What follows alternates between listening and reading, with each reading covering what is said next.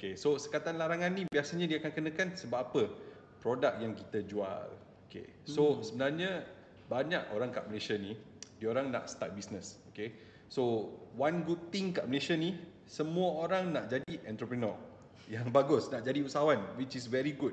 Okay, so tapi usahawan kecil-kecil yang ada kat Malaysia, yang kita jumpa setiap hari ni, itu okay, you nak jual pisang goreng ke, you nak jual apa, madu ke, you nak jual you punya sambal ke apa, semua okay. Tapi bila you fikir international, okay, you nak jual kat satu platform, you kena ikut peraturan yang ditetapkan oleh platform tersebut. Okay. Tapi masalahnya kat sini, kita try.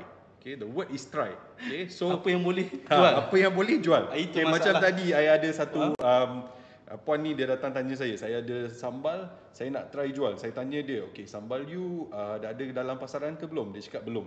Okay, tapi okay, you kena faham kalau you jual kat US, you kena ada number one thing yang you kena ada, FDA approval.